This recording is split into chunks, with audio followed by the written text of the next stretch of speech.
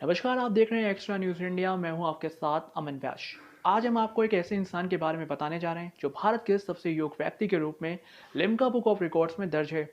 आज भी वो सबसे शिक्षित भारतीय कहलाए जाते हैं। उनके पास 2 या 4 नहीं बल्कि 20 बड़ी डिग्रियां थीं।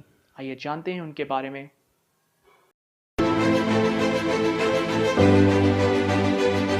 जिस दौर में किसी भी इंसान के लिए एक डिग्री भी हासिल कर लेना एक बहुत बड़ी बात हुआ करती थी, उस दौर में श्रीकांत जिचकर ने 20 डिग्री हासिल की, जिसके चलते उनका नाम लिम्का बुक ऑफ रिकॉर्ड्स में भी दर्ज हुआ। हालांकि अब जिचकर हमारे बीच नहीं है और वो 49 साल की उम्र में इस दुनिया को अलविदा कह गए। और सोचने वाली बात तो ये है कि श्रीकांत जिचकर ने उस समय में 20 से अधिक डिग्री हासिल की जब देश में मोबाइल, इंटरनेट और कंप्यूटर का इस्तेमाल ना के बराबर होता था। लेकिन जिचकर ने अपने जुनून का पीछा किया और अपने समर्पण से 20 से अधिक डिग्रियां हासिल की।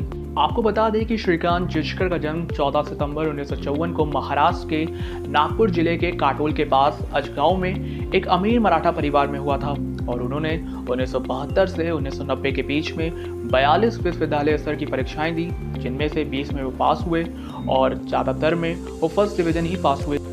श्रीकांत जिचकर ने जो 20 डिग्रियां हासिल की वो कुछ इस प्रकार हैं: medical doctor, MBBS and MD, law, LLB, LLM, international law, DBM और MBA, bachelor in journalism, MA in public administration, MA in sociology, MA in economics, MA in Sanskrit, MA in history, MA in English literature, MA in philosophy, MA in ancient Indian history, culture and archaeology, MA in psychology, DLIT Sanskrit. इसके बाद जिचकर ने 1978 में भारतीय civil सेवा की परीक्षा दी और वो भारतीय पुलिस सेवा यानी कि IPS में चयनित हो गए। फिर उन्होंने IPS के पद से इस्तीफा दे दिया और फिर से भारतीय सिविल सेवा की परीक्षा दी और 1980 में IAS के पद पर चयनित हुए।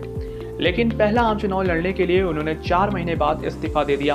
1980 में उन्हें महाराष्ट्र विधानसभा के लिए चुना गया, जिससे वे 26 साल की उम्र में देश के सबसे युवा MLA बन गए और बाद में एक समय में 14 पोर्टफोलियो रखने वाले एक बहुत शक्तिशाली सरकारी मंत्री बन गए। इसके साथ ही डॉक्टर जिचकर एक सफल विद्वान, पेशेवर फोटोग्राफर और एक रंगमंच अभिनेता भी थे। वो काफ़ी अच्छे वक्ता भी थे। कई राज्यों में अर्थशास्त्र, स्वास्थ्य और धार्मिक कट्टरता से जुड़े विषयों पर वार्ता करने के लिए उन्हें बुलाया जाता था। वहीं 2 जून 2004 को वो दुनिया को अलविदा कह गए। नागपुर से लगभग 60 किलोमीटर दूर एक सड़क दुर्घटना में जिचकर का निधन हो गया। वो आज भले ही हमारे बीच नहीं है, लेकिन अभी भी वो सभी के लिए प्रेरणा स्रोत हैं, जिनसे लोग प्रेरणा लेकर आगे बढ़ सकते हैं।